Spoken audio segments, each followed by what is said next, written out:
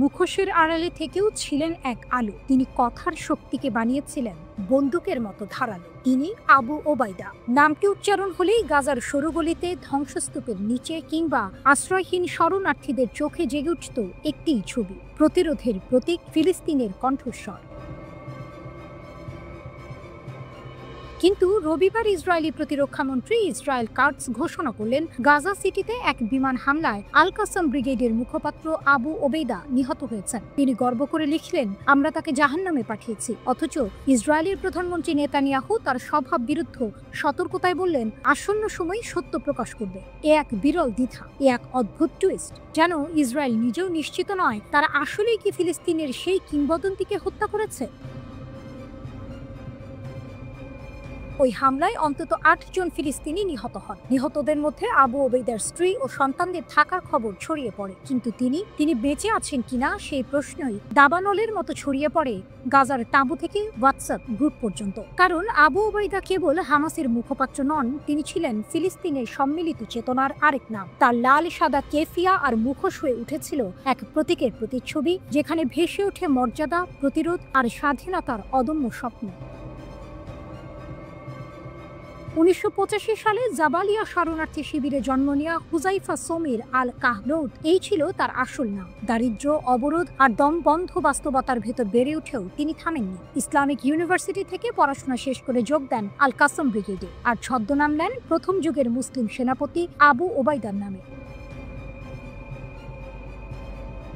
২০০৬ সালে ইসরায়েলি সেনা গিলাদ শালিত বন্দী করার ঘোষণা দিয়ে তিনি হয়ে ওঠেন আনুষ্ঠানিক কণ্ঠস্বর। তখন থেকেই প্রতিটি যুদ্ধের প্রতিটি মুহূর্ত তার কণ্ঠস্বর দিয়েছে সাহস। তার বক্তব্যগুলো ছিল শল্য চিকিৎসকের ছুরির মতো নির্ভুল। শত্রুকে ভয় দেখাতো আর নিজের মানুষকে ভরসা দিত। ইসরায়েল তাকে বলতো মনস্তাত্ত্বিক অস্ত্র। শুধু তার উপস্থিতিই যেন তেল আবিবকে কাঁপিয়ে তুলত। আর গাজায় মানুষ অপেক্ষা করত কখন সেই মুখোশধারী নায়ক বলবেন প্রতিরোধ চলছে। যখন তার মৃত্যু সংবাদ ছড়িয়ে পড়েছে, গাজার মানুষ কাঁদছে, শোক করছে, আবার সন্দেহ করছে। অনেকেই বলছে ইসরায়েল আগেও তার মৃত্যুর খবর দিয়েছে, পরে তিনি আবার ফিরে এসেছেন। আবার কেউ কেউ বলছে শারীরিকভাবে তাকে হত্যা করা সম্ভব, কিন্তু প্রতীকের মৃত্যু কখনো হয় না। একজন মা বলেছেন, তিনি ছিলেন হানদালার মতো, আমাদের বিবেকের প্রতীক। তার কণ্ঠস্বর ছাড়া আমরা কিভাবে ভরসা পাবো? আরেকজন যুবক বলেছেন, হামাসের ভুল থাকতে পারে, কিন্তু আবু ওবায়দা ছিলেন আমাদের মুখ, আমাদের প্রতিরোধের ভাষা। আসলে তিনি কেবল একজন যোদ্ধা না, তিনি সিনেমার নায়কের মতো এক চরিত্র, যিনি মুখ না দেখিয়েও মানুষের হৃদয়ে রাজত্ব করেছেন। হয়তো তিনি সত্যিই শহীদ হয়েছেন, হয়তো এখনো বেঁচে আছেন, কিন্তু তার নাম, তার মুখোশ, তার কণ্ঠস্বর ইতিমধ্যেই অমর হয়ে গেছে।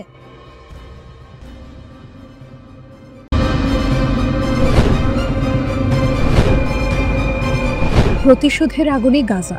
আবু ওবায়দার মৃত্যুর পর হামাসের পাল্টা আঘাত। একটা মৃত্যু, একটা দাবি, তারপর শুরু হলো আগুনের খেলা। ইসরায়েল বলল, আমরা মেরেছি আবু ওবায়দাকে, কিন্তু গাজার রাস্তায়, ধ্বংসস্তূপের ভেতর থেকে শোনা গেল অন্য সুর। আল কাসমের যোদ্ধারা বলল, আমরা আছি, আমরা জবাব দেব। ইসরায়েলি বাহিনীর এক বিবৃতিতে দাবি করা হয়, হামাসের মুখপাত্র ও সামরিক শাখার অন্যতম শীর্ষ নেতা আবু ওবায়দা নিহত। তার সঙ্গে ধ্বংস হয়ে গেছে পরিবারও। ইসরায়েলি সেনা ও গোয়েন্দা সংস্থা ISA গর্বের সঙ্গে জানালো, দশকের পুরনো এক সন্ত্রাসীর শেষ হলো। কিন্তু এরপর দিনই বাস্তবতা যেন উল্টো দিকে গড়ালো। গাজার পশ্চিমে আল নাজলা এলাকায় হঠাৎ গর্জে উঠল বিস্ফোরণ। আগুনে জ্বলে উঠল IDF-এর সাঁজোয়া যান। চারদিকে ধোঁয়ার কুণ্ডলী, আর আকাশ থেকে ছুটে এলো হেলিকপ্টার, মরিয়া চেষ্টা আহত সেনাদের সরিয়ে নেয়ার। হামাস জানালো, এটি কোনো সাধারণ হামলা নয়, এটি প্রতিশোধ অভিযান। তাদের বক্তব্যে উঠে এলো দৃঢ় প্রতিশ্রুতি, তোমরা ভেবেছিলে আবু ওবায়দাকে মেরে প্রতিরোধ ভেঙে যাবে। ভুল ভেবেছ, প্রতিরোধ বেঁচে আছে, আগের চেয়ে শক্তিশালী। আল কাসম ব্রিগেডের দাবি, এই আক্রমণে তারা ব্যবহার করেছে এক উচ্চ ক্ষমতা সম্পন্ন স্থল বিস্ফোরক। এক ধাক্কায় ভস্মীভূত হল ইসরায়েলি বাহিনীর গাড়ি। হামাসের যোদ্ধারা বলল, এই বিস্ফোরণ ছিল প্রতিশোধের প্রথম ধাপ মাত্র। জাবালিয়ায় তখনও IDF-এর অভিযান চলছিল, কিন্তু সেই অভিযানকে পরিণত করা হলো ফাঁদে। প্রতিটি গলিপথ যেন গোপন যুদ্ধক্ষেত্র। হামাসের বার্তা স্পষ্ট, তুমি যত গভীরে যাবে ততই হারাবে। ইসরায়েলের ঘোষণায় বলা হয়েছিল আবু ওবায়দা ছিলেন প্রচারণা আর মনস্তাত্ত্বিক যুদ্ধের মস্তিষ্ক। তিনি ছিলেন যুদ্ধের মুখপাত্র, কিন্তু এই মানুষটির মৃত্যুই যেন আরও জ্বালানি দিল প্রতিরোধের আগুনে। যে শব্দ থামিয়ে দিতে চেয়েছিল ইসরায়েল, সেই শব্দের পরিণত হলো বিস্ফোরণে, আগুনে, প্রতিশোধে। এদিকে গাজার মাটিতে প্রতিদিন ঝরে পড়ছে প্রাণ। অক্টোবর 2023 থেকে এই পর্যন্ত প্রায় 63,400 ফিলিস্তিনি নিহত হয়েছে।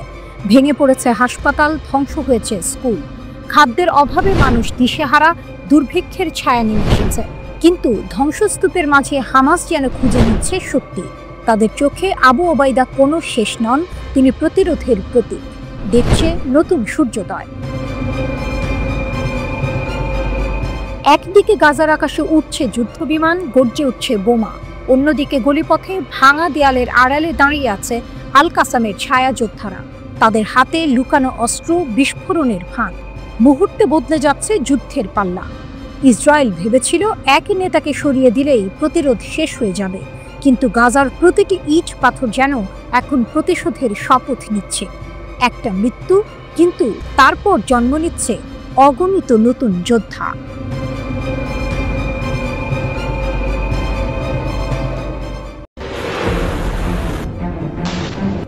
গাজার তীব্র প্রতিরোধ, 4 ইসরায়েলি সৈন্য নিখোঁজ। গাজা উপত্যকা ভয়ঙ্কর সংঘর্ষ। হামাসের সঙ্গে 3টি তীব্র যুদ্ধে 4 জন ইসরায়েলি সৈন্য নিখোঁজ। পরিস্থিতি এতটাই গুরুতর যে ইসরায়েলি সেনারা খুঁজে বের করার জন্য হেলিকপ্টার পাঠিয়েছিল, কিন্তু হামাস তাদের জন্য নিয়ে আসলো এক ভয়ঙ্কর চ্যালেঞ্জ। হামাসের অ্যাম্বুশে ফাঁদ। আল কাসাম ব্রিগেডের যোদ্ধারা তৎপর। নাইট ভিশন সরঞ্জাম দিয়ে তারা ইসরায়েলি বাহিনীর অবস্থান নজরে রেখেছিল। এরপর শুরু হয় পরিকল্পিত অ্যাম্বুশ। গাজার আল জৈতুন, সাবরাপাড়া এবং জাবালিয়া ক্যাম্পে হামাস তাদের সব শক্তি ব্যবহার করে। এমন প্রস্তুতি ও একযোগে হামলার কারণে ইসরায়েলি হেলিকপ্টারগুলো 6 বার গুলিবিদ্ধ হয়। প্রথম ঘটনার কয়েক মিনিটের মধ্যেই আরও 2টি গুরুতর ঘটনা ঘটে, আর এতে আরও সৈন্য আহত হয়। কুদস নিউজের খবরে বলা হয়েছে, আহত সৈন্যদের উদ্ধার করতে গিয়ে একটি দল সরাসরি হামাসের ফাঁদে পড়ে। হানিবল প্রোটোকল চালু। সংঘর্ষের তীব্রতা বাড়ায় ইসরায়েলি সেনারা বিতর্কিত হানিবল প্রোটোকল সক্রিয় করে। এই প্রোটোকল অনুযায়ী যদি সৈন্য ধরা পড়ার আশঙ্কা থাকে, এমনকি তাদের নিজস্ব জীবন হুমকির মুখে পড়লেও মারাত্মক শক্তি ব্যবহার করা যায়। যুদ্ধক্ষেত্রে এই সিদ্ধান্তের মাত্রা বোঝায় পরিস্থিতি কতটা উত্তপ্ত। হামাস ও আল কাসামের শক্তি। আল কাসাম ব্রিগেড প্রমাণ করল তারা শুধু আক্রমণ নয়, প্রতিরক্ষায় দক্ষ। হঠাৎ হামলা, অ্যাম্বুশ, রাতে কার্যকরী অস্ত্র, সবই তাদের শক্তির সাক্ষ্য।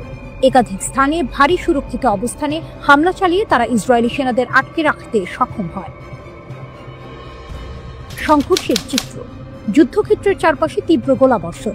ইসরায়েলি যুদ্ধবিমান ও ড্রোন যোগ দিলেও হামাসের অ্যাম্বুশ ও ফাঁদ প্রতিটি প্রচেষ্টা বাধাগ্রস্ত করে।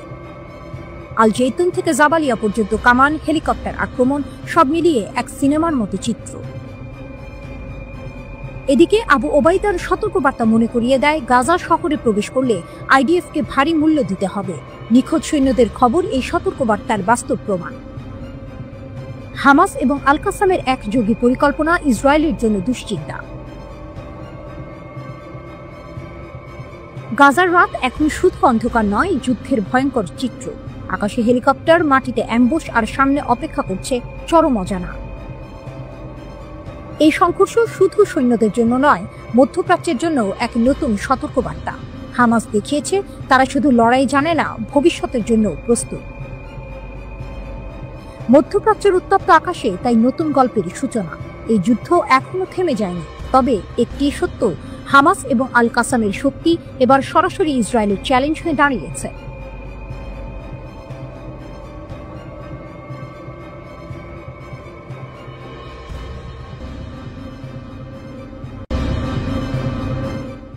দ্বিতীয় ইরানে রূপ নিচ্ছে ইয়েমেন।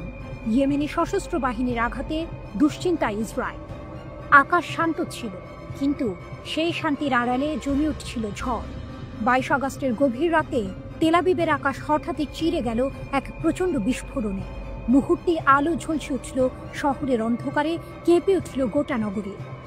প্রথমে ভেবেছিল ইরান হয়তো আবার আঘাত হেনেছে, কিন্তু না, এবারের আঘাত এসেছে দক্ষিণ থেকে, ইয়েমেন থেকে। যে ইয়েমেনকে এতদিন কেবল গৃহযুদ্ধ পীড়িত দুর্বল বিদ্রোহী রাষ্ট্র হিসেবে দেখা হতো, সেই ইয়েমেনই আজ পরিণত হচ্ছে দ্বিতীয় ইরানে।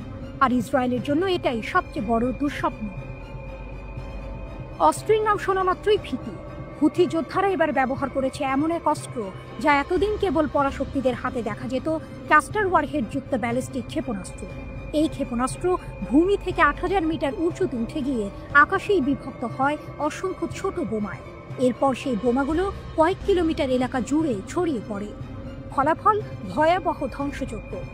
ইসরায়েলের 4 স্তরের আকাশ প্রতিরক্ষা ব্যবস্থা থার্ড, আয়রন ডোম, অ্যারো ও ডেভিড স্লিং একটিও আটকাতে পারেনি এই ক্ষেপণাস্ত্র।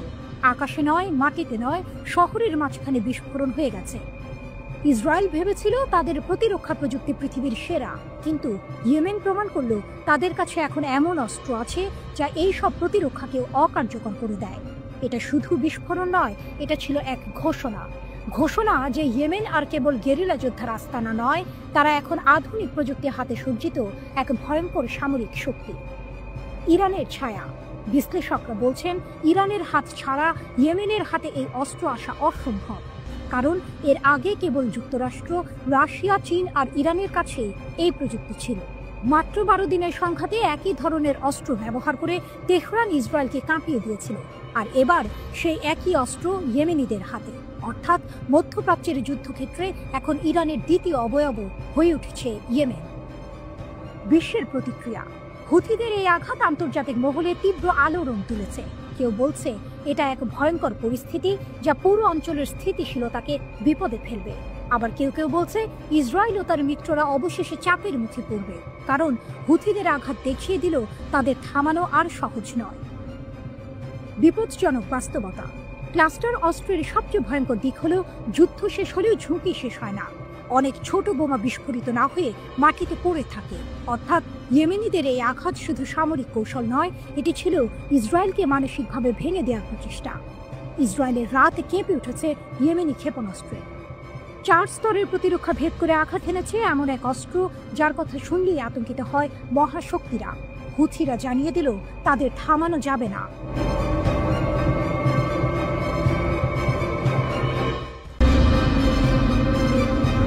ঘর অন্ধকার, দরজা বন্ধ, তবু ভেতরে আলো।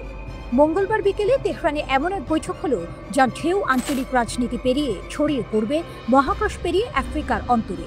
মুখোমুখি বসলেন ইরানের সেনাপ্রধান major general Syed Abdur Rahim Musavi ও দক্ষিণ আফ্রিকার জাতীয় প্রতিরক্ষা বাহিনীর কমান্ডার জেনারেল রুদজানি মাফওয়ানা। তাদের চোখে একটাই লক্ষ্য, পারস্পরিক জাতীয় স্বার্থ রক্ষা আর সেই জন্য সামরিক সহযোগিতা আরও গভীর করা। সরকারি বিবৃতিতে এই সফরকে বলা হলো তেহরান প্রিটোরিয়া সম্পর্কের ইতিহাসে এক গুরুত্বপূর্ণ মোড়। বৈঠকে মুসাভি স্পষ্ট জানালেন, দুই দেশের রাজনৈতিক মিল কেবল কাগজে রাখার বিষয় নয়, এটি কাজে লাগিয়ে আঞ্চলিক ও আন্তর্জাতিক পর্যায়ে গভীর সহযোগিতা গড়ে তুলতে হবে। তার কণ্ঠে গর্ব মিশ্রিত দৃঢ়তা। Islamic Revolutionary Guard Corps IRGC বিশ্বের সবচেয়ে বড় সন্ত্রাস বিরোধী বাহিনী। তাদের অর্জিত অভিজ্ঞতা দক্ষিণ আফ্রিকার সঙ্গে ভাগ করে নিতে আমরা প্রস্তুত। শুধু IRGC নয়, ইরানের সেনাবাহিনী, প্রতিরক্ষা মন্ত্রণালয় এবং লজিস্টিক ইউনিটের দক্ষতাও তার তালিকায় ছিল, যা প্রযুক্তি, সামরিক শিল্প ও নিরাপত্তা জোরদারে আফ্রিকার উপকারে আসতে পারে। কথার মাঝেই মুসাভির কণ্ঠে শোনা গেল সতর্কতার সুর। তিনি মার্কিন ইসরায়েলি সাম্প্রতিক পদক্ষেপকে সরাসরি আন্তর্জাতিক আইন লঙ্ঘন বলে উল্লেখ করলেন, আর এক হুঁশিয়ারি দিলেন, যদি আবার আগ্রাসন ঘটে ইরানের প্রতিক্রিয়া হবে আরও নির্ণায়ক। তার কথাই শুধু শক্তির প্রদর্শন নয়, ছিল দৃঢ় সংকল্প। যুদ্ধ হোক বা কূটনৈতিক সংঘাত, ইরান প্রস্তুত নিজের অবস্থান রক্ষায়। বৈঠকে এক আবেগঘন মুহূর্ত এলো যখন মুসাভি প্রশংসা করলেন দক্ষিণ আফ্রিকার সেই উদ্যোগের, যেখানে তারা আন্তর্জাতিক অপরাধ আদালতে ইসরায়েলের বিরুদ্ধে গণহত্যার মামলা চালাচ্ছে। মুসাভির ভাষায় এই পদক্ষেপ ইরানের ন্যায় বিচার ভিত্তিক নীতির সঙ্গে একেবারেই সামঞ্জস্যপূর্ণ। কমান্ডার মাফওয়ানা স্মরণ করালেন দক্ষিণ আফ্রিকার বর্ণবাদ বিরোধী সংগ্রামের দিনগুলো। তখন ইরান ছিল তাদের অন্যতম আন্তর্জাতিক সমর্থক। সেই ঐতিহাসিক সহায়তা তার মতে দুই দেশের সম্পর্ককে শুধু কৌশলগত নয়, আবেগের বন্ধনেও বেঁধে দিয়েছে। এই বৈঠক কেবল অস্ত্র বা প্রযুক্তি বিনিময়ের চুক্তি নয়, এখানে গড়ে উঠেছে দুই মহাদেশের, এশিয়া ও আফ্রিকার এক যৌথ কৌশল। ইরান যে একদিকে মধ্যপ্রাচ্যে মার্কিন ও ইসরায়েলি প্রভাব ঠেকাতে দৃঢ়, এখন সেই শক্তি আফ্রিকার মিত্রের সঙ্গে ভাগ করছে। দক্ষিণ আফ্রিকার জন্য এটি অর্থনৈতিক ও সামরিক ক্ষমতা বাড়ানোর সুযোগ, আর ইরানের জন্য এটি আন্তর্জাতিক মঞ্চে নতুন এক কূটনৈতিক ঢাল। বৈঠক শেষে দুই জেনারেল যখন করমর্দন করলেন তা যেন ছিল দুই মহাদেশের সামরিক শক্তির প্রতীকী মেলবন্ধন। বাস্তবে হয়তো কোনো চুক্তি সই হলো কয়েক পাতার কাগজে, কিন্তু এর প্রতিধ্বনি পৌঁছাবে সমুদ্র পেরিয়ে, সীমান্ত ছুঁয়ে শক্তির নতুন সমীকরণ আঁকতে। ইরান আবারও প্রমাণ করলো তারা শুধু নিজের জন্য লড়তে জানে না, বরং বন্ধুর জন্য বর্ম হয়ে দাঁড়াতে পারে।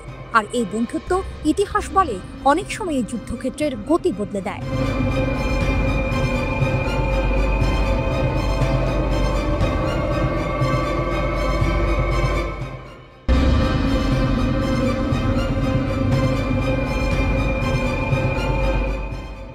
ইরানের বার্তা বিশ্বকে, চাপের কাছে নয়, শক্তির পথে অটল। তেহরানের আকাশে এক কঠিন ঘোষণা ভেসে উঠল, ইরান মাথা নোয়াবে না। কেউ চাইলেই তারা তাদের পারমাণবিক পথ থামাবে না। ইরানের পারমাণবিক শক্তি সংস্থা AEOI প্রধান মোহাম্মদ ইসলামী এমন এক ভাষণ দিলেন যা যেন পশ্চিমা দুনিয়ার কানে বজ্রপাতের মতো বাজল। তিনি সোজা সাপটা বললেন, ইরানি জাতি বুলিংয়ের কাছে আত্মসমর্পণকারী নয়। দ্বিমুখী নীতির বিরুদ্ধে ইরানের অটল অবস্থান। ইসলামী অভিযোগ তুললেন, পশ্চিমা শক্তি ও তাদের মিত্ররা একদিকে শান্তিপূর্ণ পারমাণবিক প্রযুক্তির কথা বলে, অন্যদিকে ইরানকে আধুনিক প্রযুক্তি থেকে দূরে রাখতে কোটি কোটি ডলার ঢালছে। তাদের এই দ্বিমুখী নীতি শুধু ইরানকে থামানোর জন্য নয়, বরং পুরো মুসলিম দুনিয়ার অগ্রযাত্রা রুদ্ধ করার জন্য। তিনি সরাসরি বললেন, ইরানের পারমাণবিক কর্মকাণ্ডকে কলঙ্কিত করার জন্য যে ষড়যন্ত্র চলছে তা তাদের আধিপত্যবাদী চরিত্রের প্রমাণ। আর সেই চরিত্র স্পষ্টভাবে দেখা যায় ফিলিস্তিনিদের বিরুদ্ধে তাদের অপরাধের মধ্যেও। ইসরায়েল মার্কিন হামলার স্মৃতি। জুন মাসের ঘটনা তুলে ধরে ইসলামী জানান, ইসরায়েলি সরকার ও মার্কিন যুক্তরাষ্ট্র ইরানের পারমাণবিক স্থাপনায় ভয়াবহ হামলা চালিয়েছিল। এতে ধ্বংস হয়েছে স্থাপনা, নিহত হয়েছেন দেশের মেধাবী পারমাণবিক বিজ্ঞানীরা। এমন হামলা হয়েছিল মাত্র 12 দিনের মধ্যে, ঠিক তখনই যখন আন্তর্জাতিক পারমাণবিক শক্তি সংস্থা IAEA ইরান বিরোধী ভিত্তিহীন প্রস্তাব পাশ করেছিল। ইসলামের কণ্ঠে ক্ষোভ, যদি তাদের দাবি সত্য হয় তাহলে প্রমাণ দেখাতো, কিন্তু কোনো তদন্তই এসব অভিযোগ প্রমাণ করতে পারেনি। তার মতে এসব প্রস্তাব আসলে ইরানের অগ্রগতিকে থামানোর আড়াল মাত্র, দ্বৈত মানদণ্ডের কটাক্ষ। ইসলামী মনে করিয়ে দেন, ইসরায়েল পারমাণবিক অস্ত্র বিস্তার রোধ চুক্তি NPT বা IAEA এর সুরক্ষা চুক্তির সদস্যই নয়, অথচ পশ্চিমা শক্তি কখনো তাদের পারমাণবিক অস্ত্র কর্মসূচি নিয়ে প্রশ্ন তোলে না, বরং ইরানের বৈজ্ঞানিক উন্নতি তাদের জন্য আতঙ্ক। তিনি জাতিসংঘের পারমাণবিক পর্যবেক্ষণ সংস্থাকে আহ্বান জানান, ইরানি বিজ্ঞানীদের হত্যার নিন্দা জানাতে হবে, নইলে বিশ্ব বুঝে যাবে ন্যায় বিচারের নামে খেলাটা আসলে পক্ষপাতের। ইচ্ছা শক্তির যুদ্ধ, হুমকি শেষ না হওয়া পর্যন্ত প্রস্তুতি। এই অনুষ্ঠানে AEOI এর মুখপাত্র বেহরুজ কামাল বান্দি সতর্ক করলেন, আমরা কঠিন 12 দিন পেরিয়েছি। যতক্ষণ পারমাণবিক কর্মসূচি হুমকির মুখে থাকবে, আমাদের সতর্ক থাকতে হবে। এ কেবল প্রযুক্তির লড়াই ছিল না, ছিল ইচ্ছা শক্তির যুদ্ধ। ইরান বুঝে গেছে, যেদিন তারা সতর্কতা হারাবে সেই দিন শত্রুরা আবার আঘাত হানবে। ইরান জানিয়ে দিল, যে হুমকি শুরু হয়েছে তা শেষ না হওয়া পর্যন্ত তাদের প্রস্তুতি থামবে না। পশ্চিমা দুনিয়া যতই চাপ দিক, ইরান তাদের বৈজ্ঞানিক যাত্রা থামাবে না। এ লড়াই শুধু ইউরেনিয়ামের নয়, এ লড়াই জাতীয় মর্যাদার, স্বাধীনতার আর সেই অবিচল সংকল্পের যা ইতিহাসে ইরানকে অপরাজেয় করে তুলেছে। শত্রুরা হয়তো ভাবছে চাপ দিয়ে ইরানকে ভাঙা যাবে।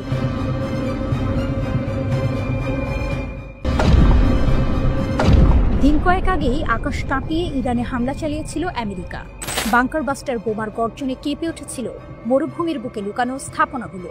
শক্তিশালী এই বোমা ফেলতে আমেরিকাকে ব্যবহার করতে হয়েছিল B-2 স্পিরিট স্টেলথ বোমারু বিমান, যা ইরানের আকাশে পৌঁছাতে 16 ঘন্টা টানা উঠতে হয়েছিল, পেরোতে হয়েছিল প্রায় 11,000 কিলোমিটার পথ। কিন্তু এবার খেলা ঘুরে যেতে পারে। তেহরান নাকি তৈরি করে ফেলেছে এমন এক ভয়ঙ্কর অস্ত্র যা দিয়ে ইরানে বসে আঘাত হানা যাবে আমেরিকার প্রাণকেন্দ্রে। এর নাম খোররামশার 5। শোনা যাচ্ছে এই মিসাইলের রেঞ্জ 12,000 কিলোমিটার, যা সরাসরি যুক্তরাষ্ট্রের মূল ভূখণ্ড পর্যন্ত পৌঁছতে সক্ষম। এ শুধু সাধারণ মিসাইল নয়, এটি এক আন্তঃমহাদেশীয় ব্যালিস্টিক মিসাইল বা ICBM। বিশ্বের হাতে গোনা কয়েকটি দেশের কাছেই এমন অস্ত্র আছে।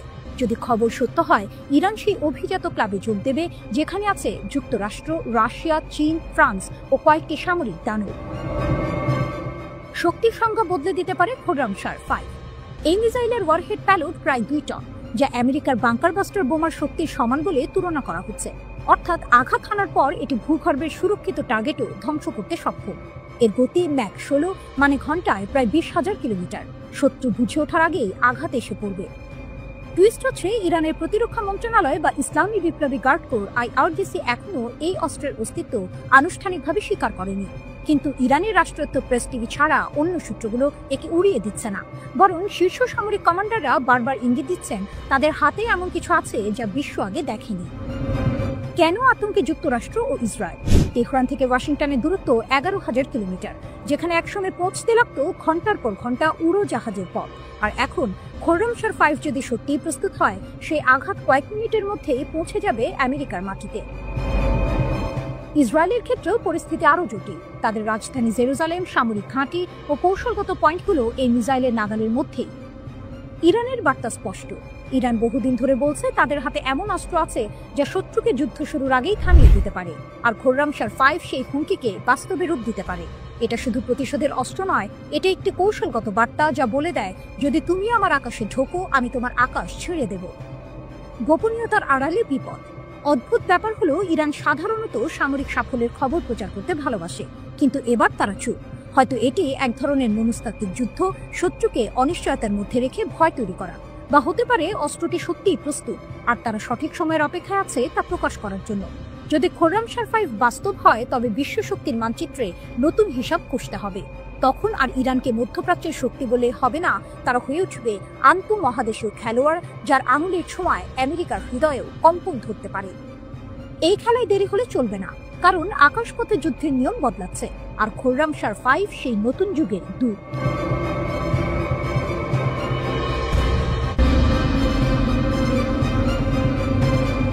যুদ্ধের ময়দান বদলাচ্ছে, আর সেই বদলের মুখে দাঁড়িয়েছে ইরান, যেখান থেকে উঠে এসেছে এক প্রযুক্তির অদ্ভুত দানব, আবাবিল 3 ড্রোন। এই ছোট্ট কিন্তু মারাত্মক ড্রোনটি শুধু একটি যন্ত্র নয়, এটি ইরানের প্রতিরক্ষা ক্ষমতার প্রতীক, যেখানে কেবল অস্ত্রই নয়, বুদ্ধিমত্তা এবং কৌশল একসঙ্গে মিলেমিশে যুদ্ধের রূপান্তর ঘটাচ্ছে। আবাবিল 3 ড্রোন প্রথম তৈরি হয়েছিল আত্মঘাতী ড্রোন হিসেবে, যা 40 কিলোগ্রাম বিস্ফোরক বহন করতে পারত। কিন্তু এরপর এই ড্রোন তার পরিধি বাড়িয়ে নেয়, গুপ্তচর বৃত্তি, নজরদারি এবং এমনকি সশস্ত্র হামলার জন্য রূপান্তরিত হয়। এখন এটি একসঙ্গে গোয়েন্দা এবং আক্রমণাত্মক দুটো কাজ করে, যা ইরানের সামরিক পরিকল্পনায় এক নতুন মাত্রা যোগ করেছে। নকশার দিক থেকে আবাবিল 3 একেবারে আধুনিক। এর দেহ হালকা ওজনের যৌগিক উপাদানে তৈরি, যা ড্রোনটিকে বায়ুগতিবিদ্যার দিক থেকে অত্যন্ত নমনীয় এবং দ্রুত করে তোলে। 3 মিটার লম্বা এবং 4.5 মিটার ডানার দৈর্ঘ্য, যা এটিকে ছোট ছোট যানবাহন, মোবাইল গ্রাউন্ড ইউনিট বা এমনকি জাহাজ থেকেও উৎক্ষেপণযোগ্য করে তোলে। এর পিস্টন ইঞ্জিন 2 ব্লেড যুক্ত প্রপেটার চালায়, যা ড্রোনটিকে ঘন্টায় 150 থেকে 200 কিলোমিটার গতিতে ছুটতে সাহায্য করে। আর সবচেয়ে বিস্ময়কর কথা হলো, 8 ঘন্টা পর্যন্ত বা 250 কিলোমিটার দূরত্ব পর্যন্ত এটি একটানা মিশন চালাতে পারে। একদম মারাত্মক এক প্রতিপক্ষ। ড্রোনটিতে রয়েছে উন্নত অপটিক্যাল সিস্টেম, যার মধ্যে আছে দিনের বেলায় ব্যবহারের ইলেকট্রো অপটিক্যাল ক্যামেরা এবং রাতের জন্য তাপীয় সেন্সর, যার মাধ্যমে দিনরাত নির্বিঘ্নে লক্ষ্যবস্তুর উপর নজরদারি ও গোয়েন্দা তথ্য সংগ্রহ সম্ভব। সবচেয়ে বিপজ্জনক হলো, আবাবিল 3 নিজের জন্য বহন করতে পারে বিভিন্ন ক্ষুদ্রাকৃতির নির্দেশিত অস্ত্র, ছোট ছোট বোমা থেকে শুরু করে বায়ু থেকে ভূমি লক্ষ্যবস্তুতে ক্ষেপণাস্ত্র পর্যন্ত। এগুলো দিয়ে ড্রোনটি যে কোনো স্থির বা চলমান শত্রু লক্ষ্যবস্তুতে একেবারে নির্ভুল আঘাত করতে সক্ষম। এই ড্রোনের মাধ্যমে ইরান তার সামরিক কৌশলকে একেবারে অন্য এক উচ্চতায় নিয়ে গিয়েছে। বিপ্লবী গার্ড, সেনাবাহিনী সহ নানা ইউনিট এই ড্রোন ব্যবহার করে গোয়েন্দা ও আক্রমণাত্মক মিশন পরিচালনা করছে। ইরান আজ নিজস্ব প্রযুক্তিতে যুদ্ধের নতুন চেহারা গড়ে তুলেছে। কেবল অস্ত্রশস্ত্রের জোরে নয়, ডিজিটাল গোয়েন্দা, গোপনীয়তা ও গতিসম্পন্ন আক্রমণের মাধ্যমে তারা যুদ্ধক্ষেত্রে নিজেদের অবস্থান শক্তিশালী করেছে।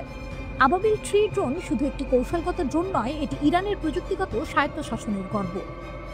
এখন যে দেশগুলো আগে শুধু উন্নত ড্রোন কিনতো, তারা আজ চমকে যাচ্ছে ইরানের এই অগ্রগতিতে।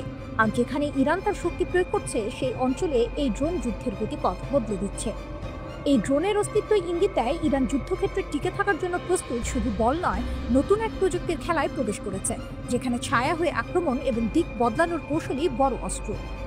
গভীর রাতের আকাশে বিস্ফোরণের আগে যে মুহূর্তটা নীরব, সেই মুহূর্তে আবাবিল 3 ড্রোন উঠে আসে নিজের অস্ত্রশস্ত্র নিয়ে, একেবারে প্রাণঘাতী এক ধ্বনি হয়ে। এটাই ইরানের প্রতিরোধের নতুন চাবিকাঠি, যুদ্ধের মাঠের নয়া প্রহরী, আকাশের অদেখা বীর।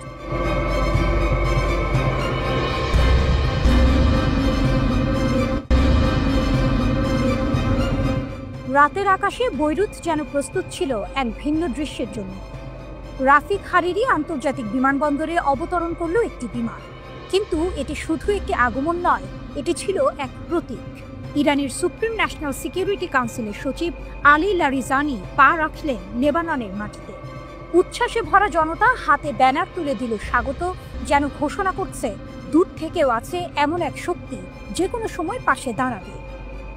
বিমানবন্দরে তাকে অভ্যর্থনা জানাতে হাজির লেবাননের পররাষ্ট্রমন্ত্রী রদ্রিগে খুরি, ইরানের রাষ্ট্রদূত মোস্তফা আমানি, সংসদ স্পিকার নাবিহ বেরি, রাষ্ট্রপতি এবং হিজবুল্লাহ সমর্থক দলগুলোর প্রতিনিধিরা।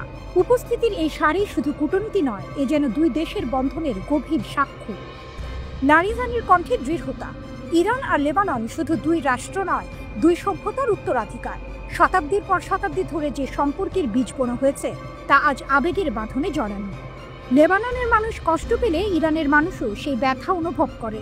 আমরা যে কোনো পরিস্থিতিতে লেবাননের পাশে থাকব, তাদের স্বার্থ রক্ষায় সাহায্য করব। এই সফর কেবল সৌজন্য নয়। ইরানের রাষ্ট্রদূত আগেই বলেছিলেন, এই সফর এমন সময় হচ্ছে যখন লেবানন ইতিহাসের এক গুরুত্বপূর্ণ সন্ধিক্ষণে। কারণ স্পষ্ট, মার্কিন যুক্তরাষ্ট্র ও ইসরায়েলের চাপ বাড়ছে। হিজবুল্লাহ প্রতিরোধ আন্দোলনকে নিরস্ত্র করার পরিকল্পনা নিয়ে লেবানন সরকার এগোচ্ছে, যদিও দেশের বড় অংশ এর বিরোধী। কিন্তু ইতিহাস সাক্ষী, 2000 আর 2006 সালের ইসরায়েলি আগ্রাসন ঠেকিয়েছিল হিজবুল্লাহ। আর 2023 থেকে তারা গাজায় ফিলিস্তিনিদের সমর্থনে দখলকৃত অঞ্চলে হামলা চালিয়ে আসছে, প্রতিবার ইসরায়েলকে হতবাক করে দিয়ে। লারিজানির সফর ঘিরে সোশ্যাল মিডিয়ায় ছড়িয়ে পড়েছে hashtag Iran is support not superior. সাংবাদিক, মুসলিম সম্প্রদায় সবাই বলছে ইরান তত্ত্বাবধায়ক নয়, বরং সত্যিকারের বন্ধু। পশ্চিমা ও ইসরায়েলি প্রচারণা যেখানে হিজবুল্লাহকে ইরানের উপর নির্ভরশীল দেখাতে চায়, এই অনলাইন তরঙ্গ তা ধ্বংস করে দিচ্ছে। পর্দার আড়ালে কিন্তু উত্তেজনা তীব্র। 2024 সালের 27 নভেম্বর ইসরায়েল হিজবুল্লাহ যুদ্ধবিরতি হয়েছিল, যার শর্ত ছিল ইসরায়েলের লেবানন থেকে সম্পূর্ণ প্রত্যাহার। কিন্তু দক্ষিণ লেবাননের কয়েকটি কৌশলগত স্থানে এখনও ইসরায়েলি সেনা রয়েছে। এটি জাতিসংঘের প্রস্তাব 1701-এর স্পষ্ট লঙ্ঘন। শুধু তাই নয়, যুদ্ধবিরতির পর থেকে ইসরায়েল 3700 বারেরও বেশি লঙ্ঘন করেছে সীমান্তে। লেবাননের কর্তৃপক্ষ সতর্ক করছে, এটি জাতীয় স্থিতিশীলতার জন্য বিপজ্জনক। এই দৃশ্যপটে লারিজানির সফর যেন এক রাজনৈতিক বারুদে আগুন। ইরান স্পষ্ট করে দিচ্ছে, লেবাননের প্রতিটি ইঞ্চি মাটির প্রতি তাদের শ্রদ্ধা আছে, আর হিজবুল্লাহর প্রতিটি যোদ্ধার পেছনে রয়েছে তেহরানের নীরব কিন্তু দৃঢ় সমর্থন। গল্পটি তাই শুধু কূটনীতির নয়, এটি এক জোটের, যা ইসরায়েল ও তার মিত্রদের চোখে কাঁটা হয়ে দাঁড়িয়েছে। রাতের বৈরুত জানে, যখন চারদিক থেকে চাপ বাড়ে, তখন আকাশ ভেদ করে আসে এমন এক মিত্র যার প্রতিশ্রুতি গুলির শব্দের চেয়েও জোরালো। আমরা যে কোনো পরিস্থিতিতে লেবাননের পাশে থাকব।